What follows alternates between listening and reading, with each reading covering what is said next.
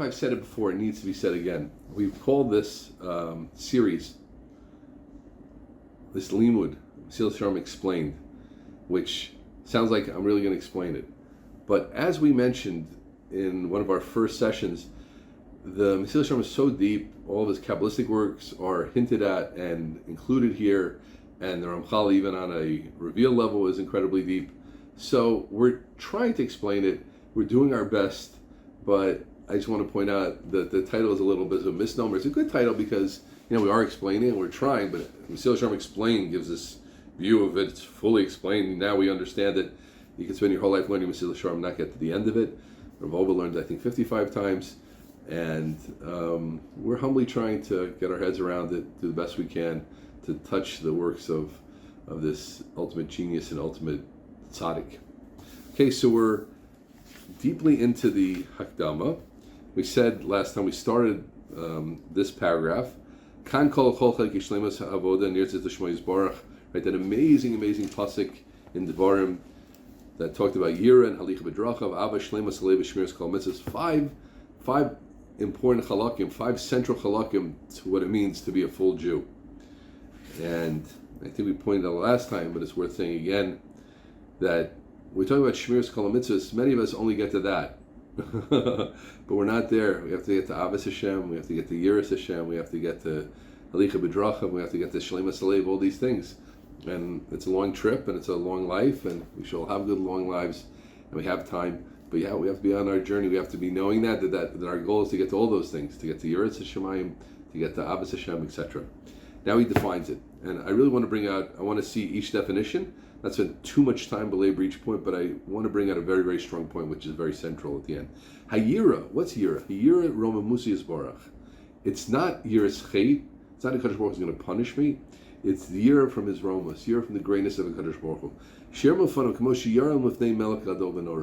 Someone who go in front of a great king, Melech Gadol V'Norah, and this is so lost us today because we don't know what a Melech Gadol V'Norah is anymore. Our concept of kings and presidents is been so watered down and so demystified that it doesn't really appear like that to anything. But we have it sometimes. Someone who stands in front of a Gadol B'Yisrael, and perhaps certain political figures you feel that. Someone very impressive figures. So there's a certain year, there's a certain awe, a certain sense. I don't want to mess up around this person. This is special. He's special. She's special. I don't want to waste their time. Every minute I have with them is precious. The fact I'm standing here, who am I? How can I even stand here? How can I be here? That's the feeling a person's supposed to have. That's what we mean here. The Romas of Kadosh Baruch Hu is so Ram and Isa. He's so beyond anything we can imagine. And I speak to him, and I make a brach to him, and I affect how he runs the world. Incredible. The Yoris Migdulaso. And a person has a busha.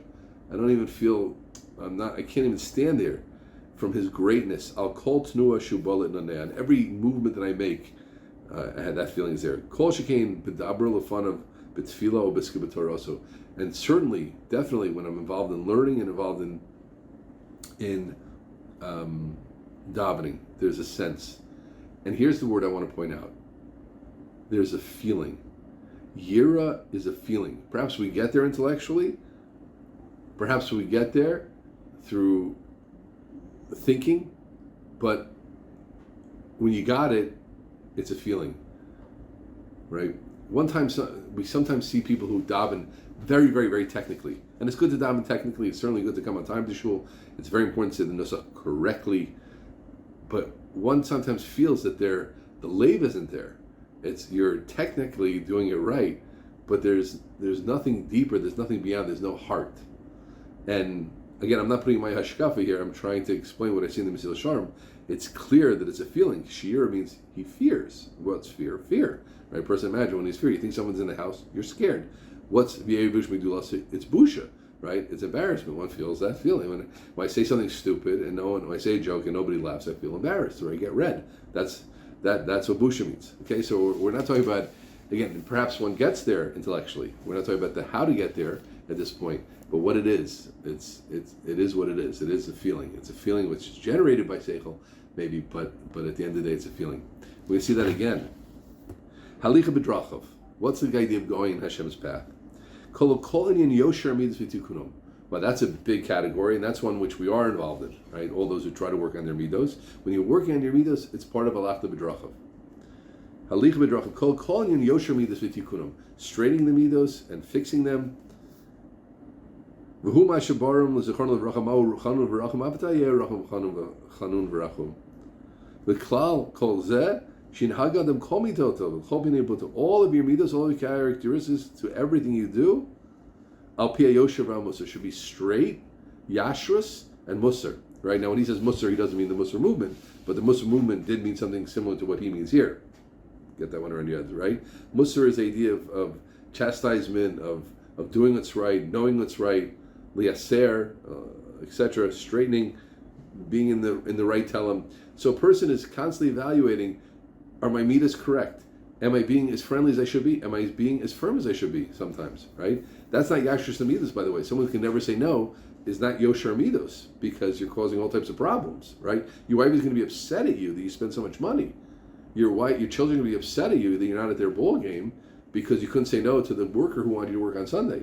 That's not Yosher Midos, right? The ability to say no is part of Yosher Midos, right? There's a midah called firmness, which I have to use in a correct way, which goes together with friendliness, which has to be used the right way, etc. That's Yosher Midas, and all a person's Midas. Of course, his Kas, his Gaiva, his Anochias, those things are in place. And that's the work, but again, from the big five, that's the one, I think, again, I think most of us have Shmiras and Mitzvahs, certainly to a great extent, and we know that we're supposed to, and the idea of Tikkun Midas is very apparent to us also, Baruch Hashem. The kolol, this is really interesting. The kolol chachamin is a chorn levrocha. As we pointed out, the Mesilas Yesharim is such a master at figuring out where the klal is and where the prod is and putting things in its boxes. The kolol chachamin is a chorn levrocha. Kol shehi tiferes lo sev teres lo min adam. Anything that's tiferes, anything that brings glory to Kadosh Baruch Hu and glory to people, right? If my actions bring glory to Kadosh Baruch Hu, but people aren't good with them, we're talking about when it's not strictly halakha. It's not strictly. People don't like the fact you put on tefillin, right? Your Chiloni neighbors don't like the fact that you have a zone shul in your house. That's not your business, right? You're doing the right thing, of course. But we're talking about outside of the clear halacha, it has to be teferis to people. You carry something which is glorious to people, which is teferis to people, which is harmonious to people. It's harmonious to Kadosh Baruch Hu, harmonious to Kadosh Baruch Hu and to people. That's Yosher Midas. Anything goes to the true goodness. Important, hatava mitis. Certain things look like hatava, they're not hatava mitis, right? I'm doing such a great thing for society by opening them up to more promiscuous ways, right? Which many people did, erroneously or knowingly or unknowingly.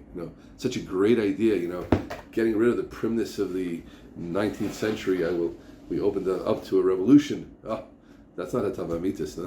That wasn't tikkun amitis. That was kilkul amitis, right? So you have to know what's the tavamitis, right? What is really causing a goodness for mankind, and it's easily missed sometimes because some things dress up as goodness and they're not, and some things which dress up as negative and they're really positive. So, but this hatavamitis, kol holech al tachlis hatavamitis needs to go towards a hatavamitis. This is really interesting. What is that in general? Will there be chizik Torah from this thing? It's interesting. Listen carefully, and this needs more work. I'm just trying to point out what Rabbeinu is saying here, that part of Tikkun Amidos is that my actions bring to chizik Torah, and the Tikkun Achas Medinus, and that there's a general friendliness, a brotherhood around. But Tikkun Torah is also part of it. So a person can judge his actions. I'm trying to make a community project. Here are good words asked here. Is there chizik Torah in this? Is there chizik and lima Torah, chizik and shmiras Torah? Is there hatava? Are people going to be happy with each other? Will there be more friendliness? Will there be more cordiality? Will there be more derech eretz in the world because of this project? Right? What am I bringing? I want to bring a sports team. I want to bring the kids to play ball. But if the kids are all competitive and start cursing with each other, what did I do? If I teach them proper skills and how to accept students and how to accept those that don't play ball as well as them, then maybe I did accomplish it. Okay. Ha'ava. What's Ava? Shia nikba b'leiv adam ava love yisparach. A person should be set in his heart. Nikba b'leiv adam, set, kavua in the heart of a person, Abe love Yisborach, love to God. A'ad, shetitor nafshel also nachas ruach l'fanav. Until a person says, I want to do something nice for the Rebbeinu Shalom. I want to make nachas ruach. I want to make good for him. Happiness for him, kaviyachol. Just like a good child wants to make his parents happy, I want to make it nice for my father. This Father's Day, this Mother's Day, I want my parents to feel good. Where does it come from? It comes from inside of me. And you feel bad. And it bothers you if the Bria isn't the Kadosh Baruch Hu. How come people don't know this great thing? Everybody's looking for the great secret of life. Everybody's looking for the great truths of life. Here he is. His name is G-O-D. That's it. The only truth. The only non-story. The only emes. Where are you, everybody? And the Rebbeinu Shalom is so gavaldi, such a wonderful father. And he loves you. He loves mankind. Where are you with him? And you have tsar of that. V'yikane al-zeh. And you're jealous about it. You're kanoi about it. I'm a zealot about it. I'm a zealot for the Rebbeinu Shalom. What that means, how I act, what I do, that's a different thing. But inside, my heart is warm. I don't know if I've said it here, but apocryphally they asked Lord Nelson, the famous British admiral, or it's quoted that he said, Lord Nelson, you're not wearing a jacket. He says, he who the love of the king pumps doesn't need a jacket. I don't need a jacket. Right? That's the vision here. And I'm so happy when I bring Nachas Ruach. I made a shir, and people feel closer to Hashem. Another halacha is known. People know about Lashon Hara right now. Not because it's very direct to God. Not because it's good for them. Not because I'm happy that we did something successful. I'm happy that the Rebbeinu Shalom is Nachas Ruach to Hashem. Lasas Nachas Ruach LeBari Yisborach Shmo. LeBari Yisborach Shmo. Lasas Nachas Ruach. What's this again? This is nothing less than a feeling. It's clear it's a feeling. I have ahava until the point that my nefesh is mitorer. Just like we said, that Yeru is a feeling, Av is also a feeling. When you do something, it should be with the clarity of kavana. I'm only doing this. What does it mean to have shleimas alev? Shleimas alev means my whole heart is into it. It means I'm not doing this to get covered for myself. I'm not doing it to get money. I'm doing this because focus. It's absolute focus. There's no two ways about what I'm doing. It's only for him. It's only for his avoda. And part of that is that a person is clear. All I want is to do is avodas Hashem. Not like he's sitting on two fences. Or he's just doing it by rote. Right? Rote is not Torah Kavana. So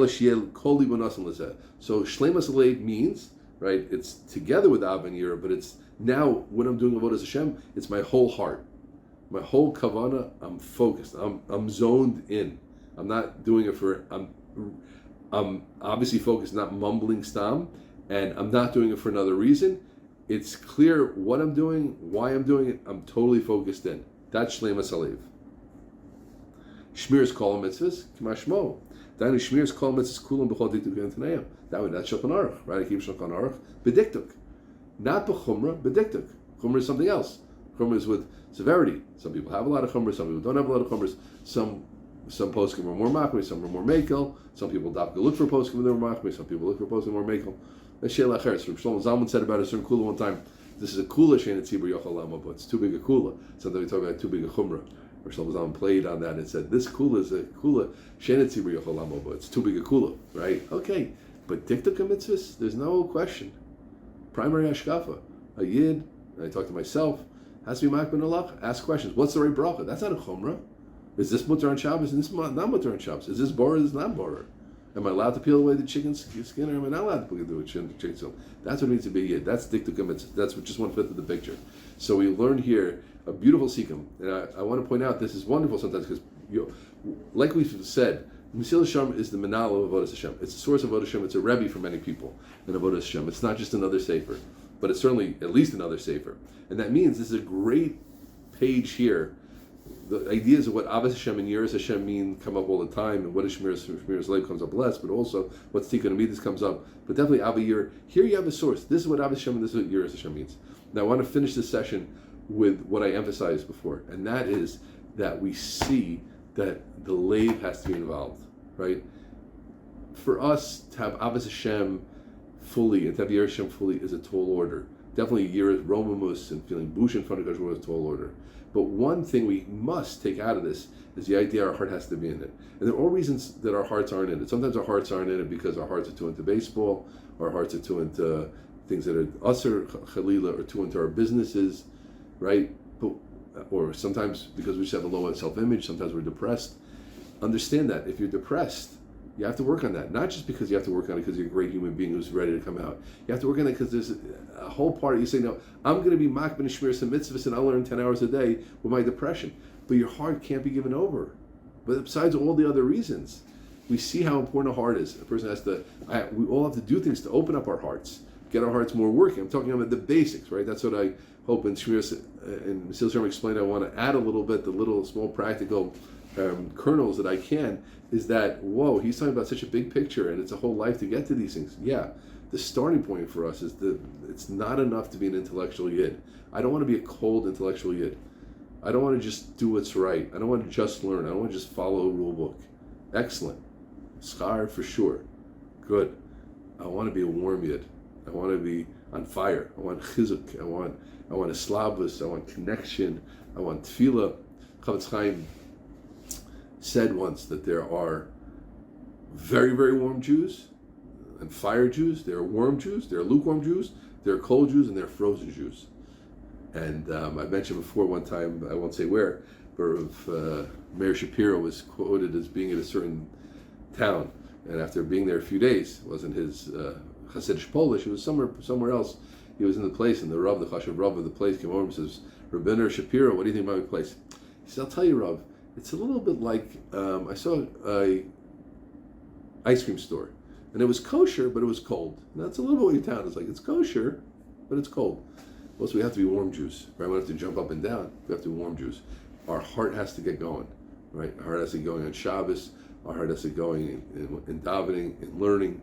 We have to be passionate.